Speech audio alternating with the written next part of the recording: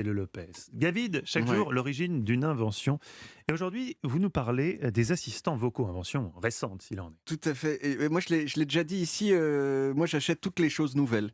À chaque fois qu'il y a un nouveau truc technologique qui sort, j'achète. Parce qu'une des choses que je préfère dans la vie, c'est d'appuyer sur play sur une machine et que la machine fasse le truc à ma place. J'ai une machine à pain, par exemple. On met les ingrédients, on appuie sur play et 2 heures plus tard, hop, du pain. Hein, même si Olivier Pouls, Un four à pain, quoi. héritier de Jean-Pierre Coff, il dirait sans doute, c'est pas du pain, c'est de la merde. Mais bon, c'est quand même du pain. C'est quand même du pain.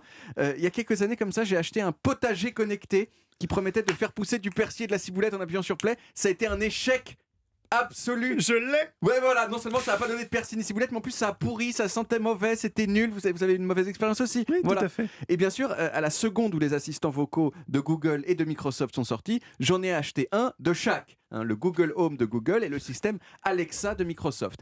Et au départ, j'étais très enthousiaste de parler avec cette dame, hein, parce que c'est une dame qui est toujours très très aimable. Mais petit à petit, je me suis rendu compte qu'en fait, cette dame, elle passait son temps à s'excuser d'être nulle. Hein. Exemple. Excusez-moi, je n'ai pas compris. Et aussi. Pardon, je suis toujours en plein apprentissage. Voilà, c'est touchant. Hein. Cette dame, elle est vraiment, vraiment nulle. Même quand je lui pose des questions super simples du genre Ok Google, qui est David Castello-Lopez?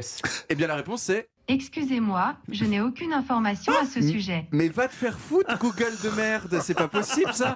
Et le pire, c'est que quand ensuite je fais la même chose avec Mathieu Noël, et ben là, elle sait. Mathieu Noël, né le 13 novembre 1982 à Genève, est un Non, mais journaliste, ta gueule, chroniqueur et Google. écrivain. Tu te C'est hyper tais, tu choquant, te tais, ça. Google, tais-toi. Voilà. Bon, le plus drôle, c'est quand même que de lui demander qui est Olivier Pouls, parce que là, c'est vraiment, vraiment n'importe quoi. Ok Google, qui est Olivier Pouls? Il aurait pu arriver en France grâce à Isabeau de Bavière, qui épouse Charles VI en 1385. Voilà. Donc ça, c'est-à-dire que c'est même pas qu'elle sait Je pas. viens c'est de qu'elle sait découvrir quelque les chose. origines. Voilà, exactement.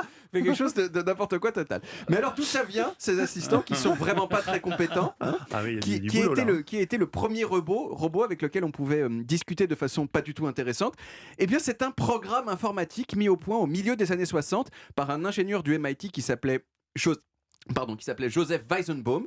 Ce programme, il s'appelait ELISA et c'était plutôt ce qu'on appellerait aujourd'hui un chatbot. C'est-à-dire que vous lui disiez des choses par écrit sur un ordinateur et il vous répondait. L'un des buts de Joseph Weizenbaum avec ELISA, c'était de se moquer de certains psychothérapeutes. Et donc, le programme fonctionnait sur un principe simple.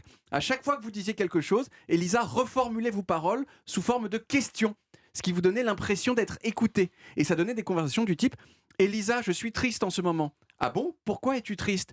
Parce que Google Home ne me reconnaît pas alors qu'il reconnaît Mathieu Noël. D'accord? Mais pourquoi est-ce triste que Google Home reconnaisse Mathieu Noël et pas toi? Parce que je souffre d'un sentiment d'insécurité chronique sur ma propre valeur. Je comprends. Est-ce que tu as d'autres exemples d'insécurité chronique sur ta propre valeur? Et voilà, chaque fois qu'il y avait une affirmation, hop, question sur l'affirmation.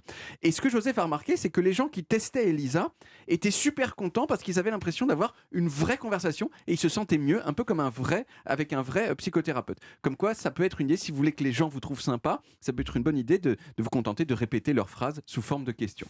Alors depuis, il y a eu des développements successifs qui ont abouti au Siri et aux autres Alexa, mais tout de même on est encore très très loin d'avoir des robots qui puissent vraiment passer pour des personnes, parce qu'en fait dans une vraie conversation, ce qu'on fait nous les humains, c'est qu'on donne notre avis, on rebondit sur celui de l'autre et on se sert de plein de petits indices dans l'intonation, dans les mots utilisés pour guider la conversation. Or ça, les ordinateurs, ils sont encore complètement incapables de le faire. Et a priori, c'est pas pour demain la veille. En attendant, donc moi, les assistants vocaux, je m'en sers plus pour une seule chose, c'est comme minuteur. Et ça, c'est vrai que ça marche super ça marche bien. bien. Exemple. Ok Google, mets un minuteur de 3 minutes et 16 secondes. Compris, 3 minutes et 16 secondes. Voilà. C'est parti. C'est une montre en fait, c'est un minuteur classique Une montre à améliorée. 150 balles qui le fait bien, mais bon, que d'autres choses peuvent faire. Quoi. Et il y a un point que vous n'avez pas abordé, mais je me permets de vous Bien conseiller sûr. un livre pour une fois. Ça m'arrive pas souvent, mais il y a un livre qui est fascinant, qui est un peu une somme, mais ça s'appelle L'ère du capitalisme de surveillance. C'est signé Oui. Shoshana Zuboff, qui est chercheuse à Harvard, et elle a compilé pendant 20 ans tout ce que Google prend Oui. de nous, en fait. Et en fait, c'est nous le produit, comme on dit. Ça fait Et, peur. et quand vous regardez vous passez votre vie aujourd'hui, je ne sais pas si comme moi vous passez votre vie à cliquer OK quand on vous propose, acceptez-vous les conditions, Oui, machin. oui, oui. Et elle a calculé que s'il fallait lire les conditions de tout ce qu'on nous propose, il faudrait 50 milliards de vies pour pouvoir lire. Donc tout le monde clique Oui. bêtement, et en fait on donne On donne tout en fait. Et Google, machin, vous écoute tout le temps, en fait, pas quand c'est allumé, pas quand vous lui parlez. Elle écoute tout ce qui se dit dans la pièce tout le temps. Mais après, elle ne sait pas que c'est vous spécifiquement. C'est-à-dire que c'est C'est ce qu'ils anonymisé. disent, c'est ce qu'ils disent. Et moi, après, j'aime bien qu'on me propose des pubs plus ciblées. C'est-à-dire qu'avant, je cherchais. Maintenant, en fait, il y a le pantalon que je ne savais même pas que je voulais, qui m'arrive. C'est exactement ce que je cherche. Vous êtes fait pour le monde contemporain. Oui. Merci David. On retrouve les origines en podcast sur toutes les applis audio et sur le site europe1.fr.